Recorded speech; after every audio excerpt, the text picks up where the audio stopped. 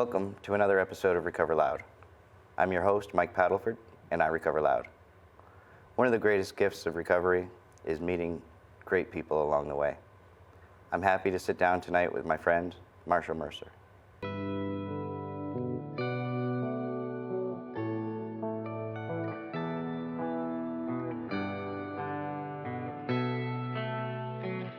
Doesn't matter where you come from, it's alright. Yeah, it doesn't matter where you come from, it's alright.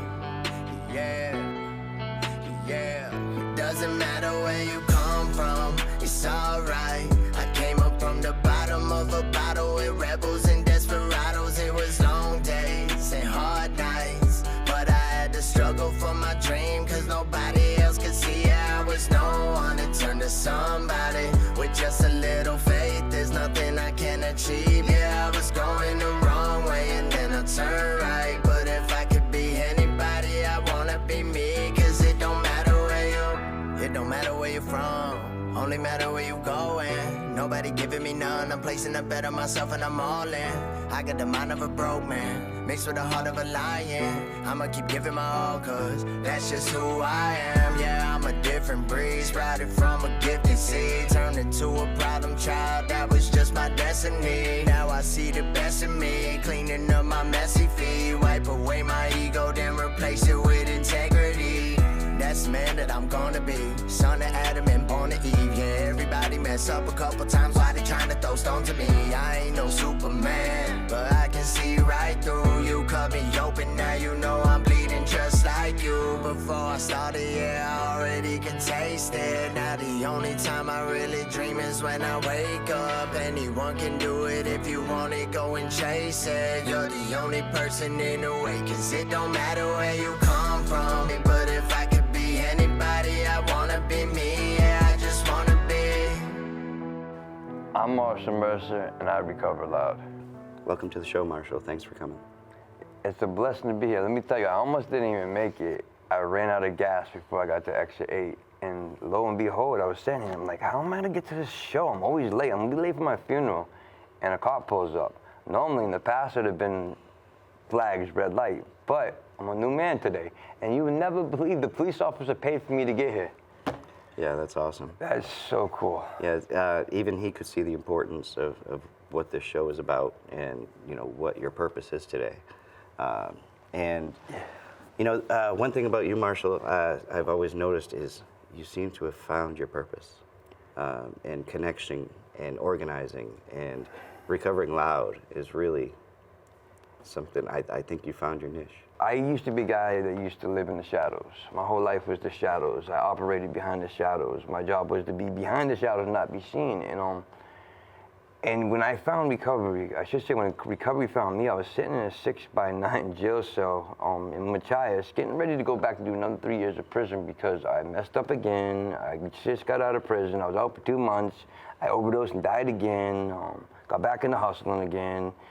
It was just a mess. And then, well, I'm sitting in jail. I got this opportunity to get out, but I was like, well, if you get out, you can get out on Suboxone or methadone and drug court. And I had a real criminal mind and background, and I knew Suboxone would have gone on my arms, methadone would have gone on my arms, or I would have sold it, and I would have got heroin.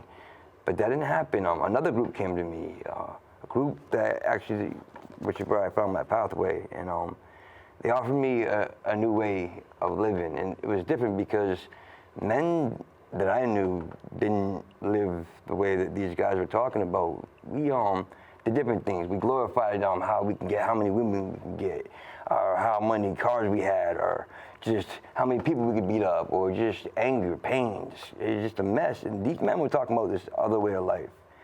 And when I was in prison, before I was sitting in this county jail, I was going to Bible studies and I was doing these things, but they didn't catch me. But this dude had a light in his eyes, and I wondered what he wanted. He was really, he had this belief, this solid, and this guy himself was an addict and a hustler in Jersey. And things he was saying to me was, hey, you know, once you come with us, give us 9 months of your life, and see what happens. And I looked at him and I laughed and I said, what's the best I could do? Overdose off Jesus Christ, right? Right. Well, and you had given up so much more of your life before that point. Yeah. To the habit.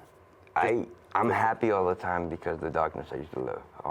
Actually, listen, there was times where I'd get up and I would pray that this little bit of dope that I had, which wasn't a little bit, it was a lot, was gonna go on my arm and I was gonna die because I didn't want to keep getting up and living this life. My mother, she was a heroin addict, you know. I watched her destroy my family's life and my life. All I ever wanted was a mother, and all I ever wanted was a family and love, and I couldn't find that. You know, I gone through things like identity crisis.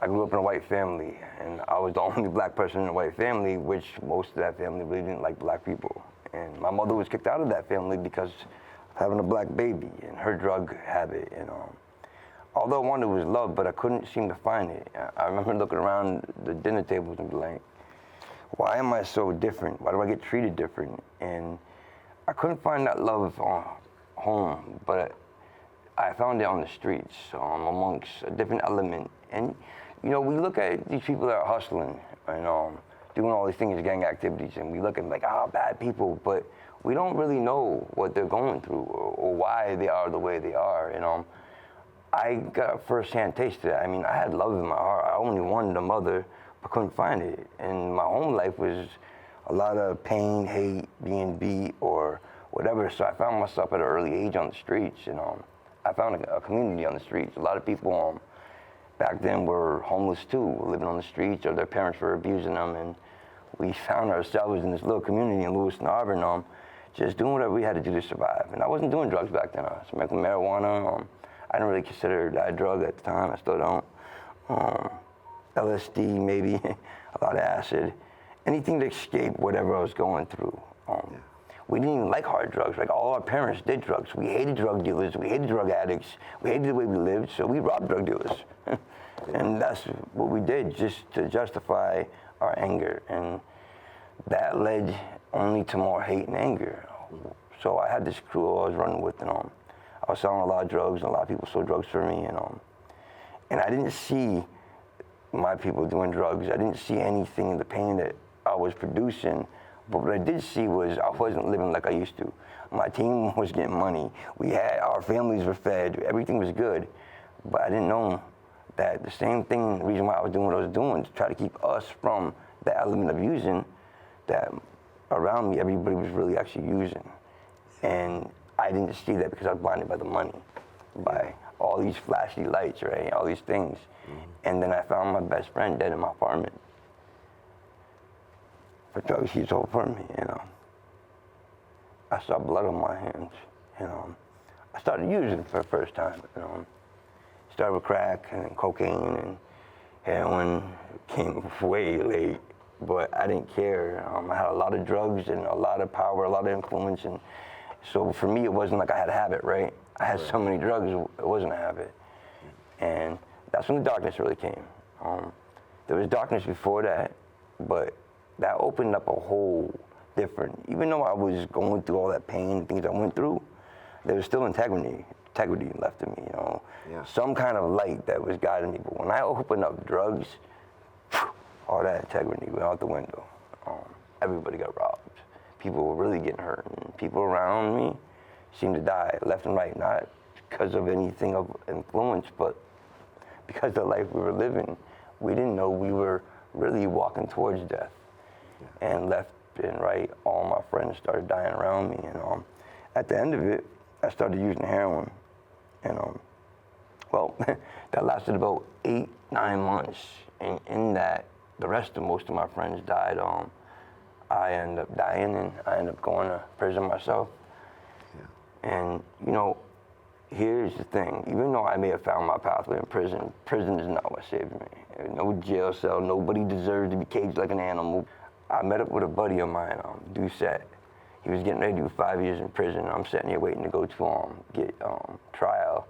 I didn't even know they were trying to give me 7 years for a first-time felony, all kinds of craziness. And I'm sitting there, and this dude's about to do 5 years, and he was so happy to see me. And he's like, "Oh, no, bro, I'm about to do 5 years." And I'm like, "Why are you so happy, bro?" He goes, "Bro, let me show you." And I'm like, "All right, cool. Come show me. Let me see." He pulls up, goes in his bed, pulls out a friggin' Bible. I'm like, oh shit, here we go. Bro, you're not one of those dudes who just found Jesus Christ on a rock, right? Right. And I laughed at him, I really did. And he kept at me and kept at me for like 7 months. And by the 9th month, I'm holding Bible studies in my cell. And really, it wasn't so much, it was love. I didn't even know the Bible back then, even then. It wasn't until I got out of prison when I got into this program called Arise. And that was the guy with Jersey. And I get in there, I'm expecting to see a bunch, you know, Christians. Right. Yeah. Yeah. And I'm sitting in this big thing, and you know, I see a bunch of guys from Jersey, from New York, from Florida, you know, guys like me, you know, hood guys, and I'm like, what the hell is going on? And I'm sitting down, and I see this G-string drops in the middle of the road. I'm like, what the? I just got up. I'm like, and then this dude comes on and starts laughing, just joking, bro. He said we were gonna have somebody put one of those on and come out and just play with you. And right then I was like, man, I'm home. This is crazy. This is nothing like I thought it would be. And Right. all we did was read the Bible, applied the Bible, did missionary work. And after 9 months of being discipled, you know, I still had a 1.5 years of probation left. I'm like, damn, what am I gonna do? So amongst this community that I met, I have a cousin. He had a girl that he had pregnant, and I tried to get them into the church or into any kind of recovery. And I didn't know the recovery community yet, but I knew my recovery. Yeah. And I did, and I ended up helping her out because he didn't want to come, and she got clean. And about 8 months later, she's like, hey, there's this recovery center that's just opened in Machias, and they don't have nobody to run it. What are you doing right now? I was like, I'll come check it out, maybe I can volunteer a couple hours. And next thing you know, I was volunteering, and then I became the coordinator, and then I ended up running this place and helped building a recovery community in Machias. Mind you, I sold drugs my whole entire life. I robbed drug dealers, I carnage, death all around me, and here I am, this community, a white community, didn't look at me like I was black. Didn't look at me like I was a criminal, knew about my past. Matter of fact, they saw my, like, I don't know if you're gonna get the job because your rap sheet, but that was it, right? Yeah. And it started with this grace. And that's exactly what really changed me when, for the first time in my life, someone looked at me for being black, being a gangster, being a drug addict, being a drug dealer, being a scumbag, or anything. They looked at me for me. And they gave me an opportunity to have responsibility to help others like me. And that's where it began. Yeah, a big thing I was picking up in your story was stigma. Yeah. And I mean, you dealt with stigma in every facet of that story. Even in recovery, there's stigma. Even the way you mentioned, you know, the Christians, what you expected, and that's what we're trying to overcome, is what people expect when they hear that we're, you know, a former substance user. You know, the image of the addict. Everybody has it. You know, everybody has seen the pictures on the news. They've seen the documentaries, and you know, Recover Loud is about sharing stories like yours. You know, of using that experience for good. You know, you know, living in that darkness, knowing nothing else, living hopeless, and today you're able to supply hope Now, to many people. and you know how? How do you do that? In the 3rd year right now, I've made it the dean list in college twice. Dean list. I'm still in college for psychology and community studies, right? Yeah. I am part of one of the biggest organizations of recovery advocacy that's been growing, and I've been there since the beginning, helped growing that.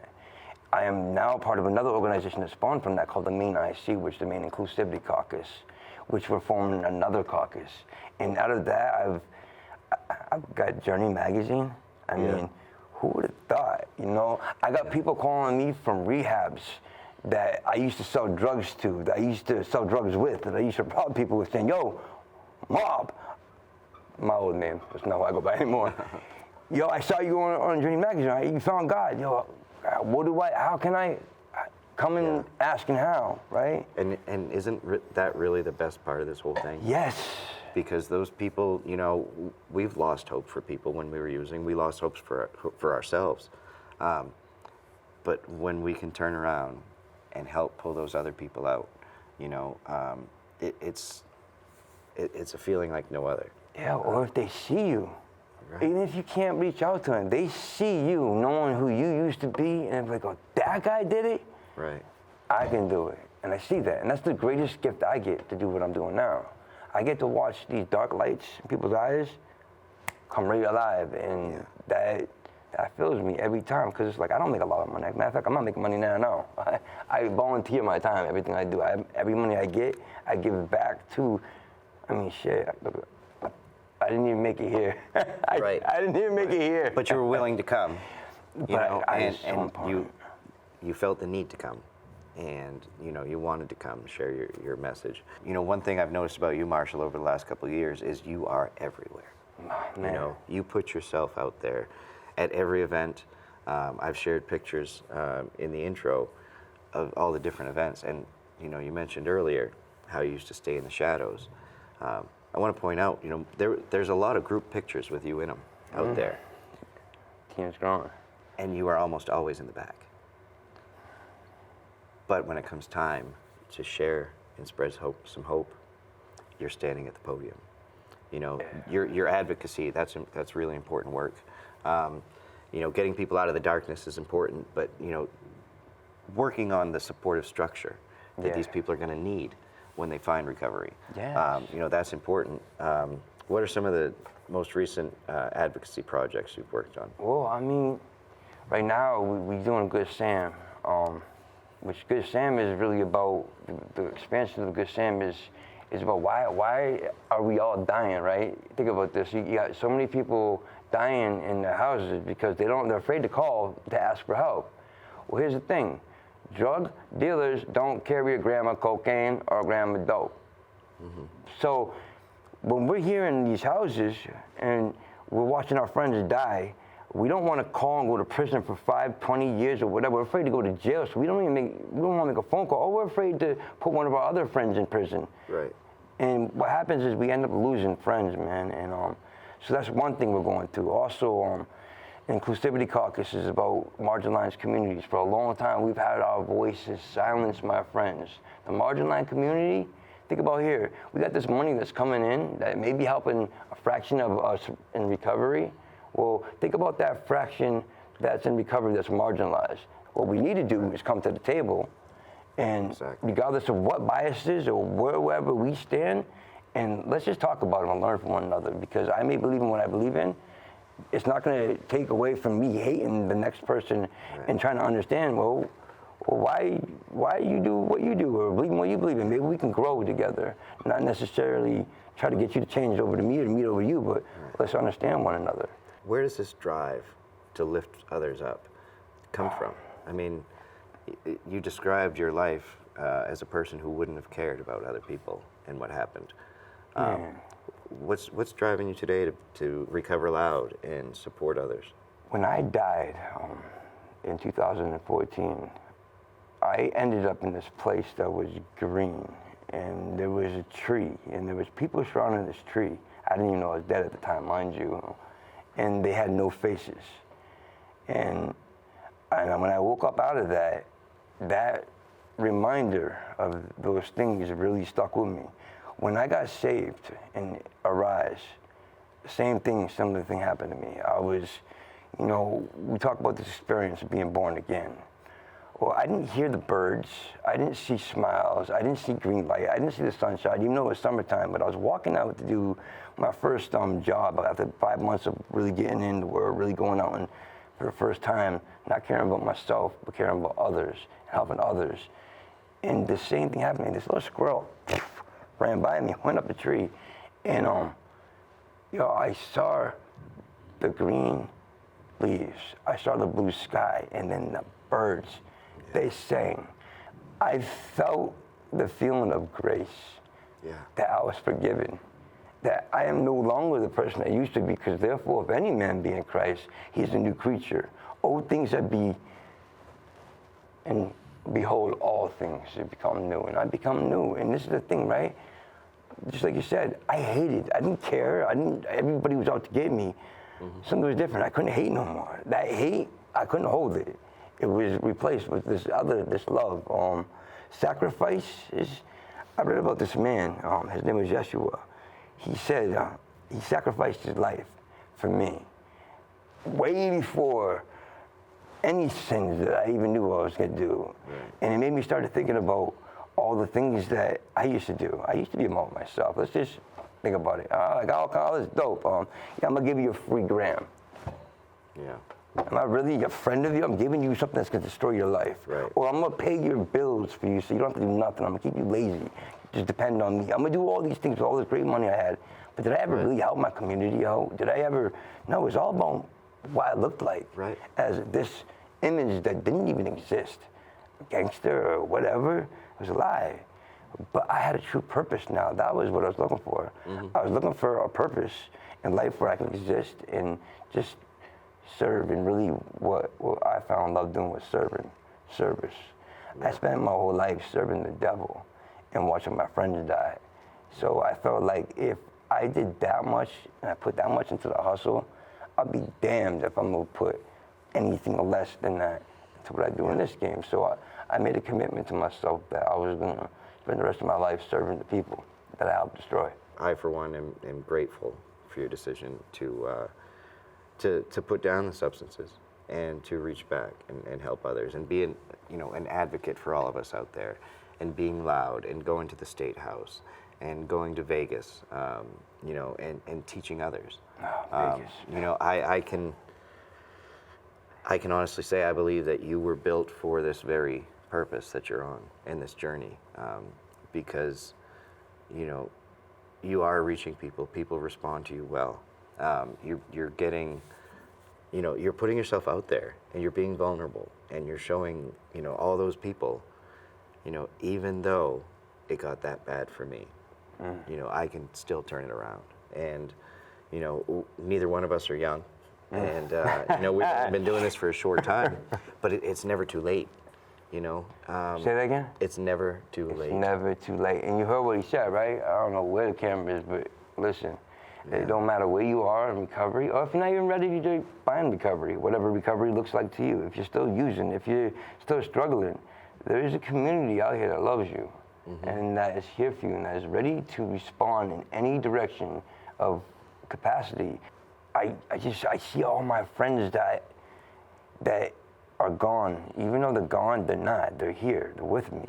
And it's like when I'm helping or somebody does something, or if I do something and there's a little bit of change that's made, a little bit of positive change, I could feel all my friends behind me. And when I face opposition, knowing, oh my Lord, I don't know what the hell you got me into today, talking to senators or combating drug laws that we're trying to get discriminalized. Oh Lord, they don't like that. No. You say decriminalize, like, bam. Oh, right. Listen, I did almost 2 years for a gram of cocaine in 1996. That destroyed my whole life. I had a whole life ahead of me. I had scholarship into baseball if I would have made high school, right? If I would have gone through that. My whole life got taken from me because of a gram of cocaine. Gram of cocaine. Yeah. Right? And I wasn't using back then, and I was guilty as charged. They're worried about who's going to pay for this. Who's going to get charged. They want to put the blame on somebody. Of course. And the fact is the entire community of people who are still using drugs, we're all sick. I was lucky to get out of that, but I'm still a sick person. I still have those same thoughts, feelings, and desires. It wasn't by choice that I chose to do those things. It was my sick brain leading me down that way, and then it took handing over the wheel, honestly, because when I believed in Mike, I drove that car into the ditch many times, over and over, and totaled them all, Yeah. But once I decided to follow a path, and which included giving back to people. Service work.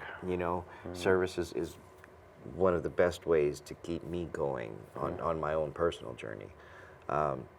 What do you do on a daily basis to take care of yourself? Every day I spent figuring out ways to scheme money, hustle money. This is how I take care of myself. I open this book, and I read these things that in return open the book inside my heart that read me, and dig these little things out. And I work on myself. But the truth is I'm a terrible person. My heart's very, very wicked. My mind's really, really polluted, right? And I have to constantly pay attention and focus on the thing that keeps me in check. Because just like anybody else, regardless if I'm 5 years of clean or recovery or whatever they want to call it these days, Right. all it takes is 1 second, one slip, one moment, one time where I decide not to look at this no more. I start to pick up something different. And, oh, J.R. Weaver, my dude, coming to see you next.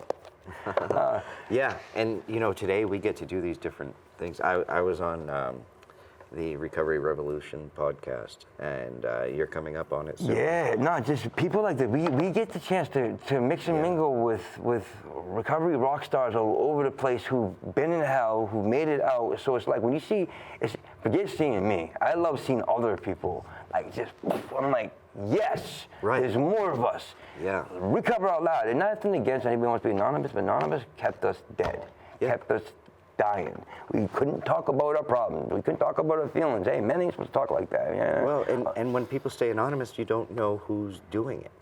You know, who's sick. When we see somebody doing well, our first thought isn't how bad was it for them before.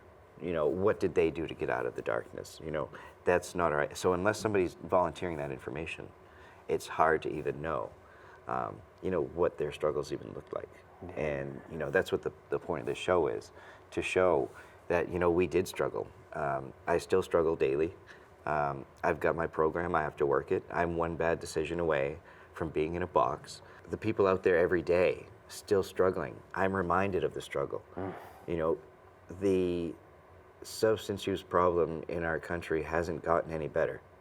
And, you know, proof of that is, you know, seeing the struggles and getting the calls to, you know, for help. We're on front line too. You know, and yeah, you know, we all, I mean, we're right there. You know, Randy came and helped you today. You know, one call, right Randy there. organizes, I love Randy. you know, different events for the recovery community. There is going to be an Easter Sunday or Easter Saturday egg hunt in, you know, Westbrook. That's so awesome. And you know, these are things that people in our community, in our recovery community, are doing to give back. You know, organizing these events to show people that we love you. Yeah, you know? man. And how can that not be the best message to share? I think about it, it's like we were in Augusta and we didn't have a recovery center in Augusta, right? So the state wasn't giving us that money. It wasn't nothing, but the community came together. Yeah, and that was Which beautiful. is the thing, opposite of addiction is connection. Everybody remember that. Yo, why did I stay so addicted? I stayed disconnected from all of the people that was trying to help me. Man, nah, right, nah. Yeah.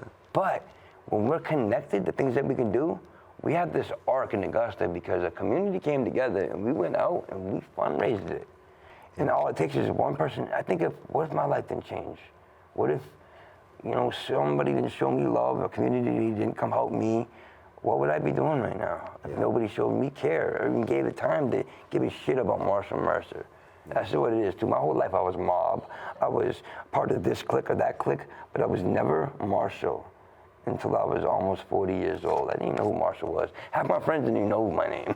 That's how crazy is that. You know people for like 15 years and like, your name's what? Like, yeah, man, you know. Well, Marshall, we do have to wrap things up. Thank you so much for joining us on the show today, sharing your hope, your story. It's always powerful, you know, when I get a chance to talk to you. I love seeing you every time I do, you know, and your work is important and appreciated. And, you know, I know from my personal work that it takes me being strong to get out there and help others. So I wish you nothing but the best in staying strong, and you know I'm there to support you. I know. Just like the rest of the recovery community, we're all there for each other, and you know I'm just happy to know that I've got you on my side as well, and grateful to call you a friend. And community, you know where we are. Don't be afraid to reach out. We love you, and you know, opposite of addiction is connection. Get connected. Thanks for joining us tonight for another episode of Recover Loud. You can catch us on YouTube Saturday nights at 8 o'clock. As well as on Channel 5 in the greater Portland area at 7 o'clock Thursday nights. Replayed again throughout the week. Hey guys, my name's T. I'm the director of Recover Loud. This is our new segment where we're doing a check-in. This is Donald, our cameraman, and this is Marshall. And we're each gonna just say what we're thankful for and what we have done this week and what we're gonna do next week. So I'll start by saying, this week, after 7 weeks, finally I went back to work for Good Shepherd Food Bank, and yeah, everything's going pretty great. I'm next week starting my documentary. I got a new camera, so things are going pretty well for me. Still sober as usual. Hope you are too. Donald? I just want to say I'm grateful for, you know, opportunities that I've been given the last few years. You know, I got engaged to Tammy, and she's pretty much helped me. I was getting high, and she helped me get sober, and today I'm just grateful. I don't have to be ungrateful anymore. Thank you. Yeah, I'm grateful to hear stuff like that. Thankful for today. Back in the day, I used to get arrested every time I get pulled over. Today, a police officer literally helped me get where I am today. I'm grateful for love rather than hate, and light rather than darkness, and I'm grateful for you wonderful people.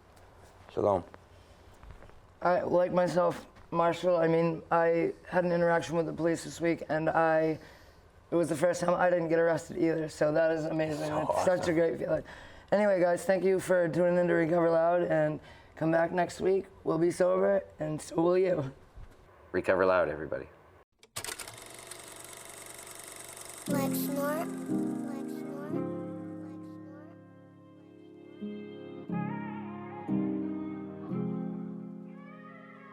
So every time I call, you pick up the phone and always reminding me that I'm not alone. And even when I'm scared and my feet are frozen, you help me keep it going like a semicolon. Every time I fall, you just pick me up. Say you was down to ride through the thickest mud, and you was on my side when I was slipping up. And even when I made you cry, you still give me love. So I gotta thank God I've gained, so no matter what it costs, yeah, I'll be willing to pay. Cause every time I call, you pick up the phone and always reminding me that I'm not alone. And even when I'm scared and my feet are frozen, you help me keep it going like a semicolon. So I'ma follow your steps for all of the way. I put my faith in you and walk on the waves. And if I stumble a bit and fall on my face, you come and save me with all of your grace. Yeah, thank God.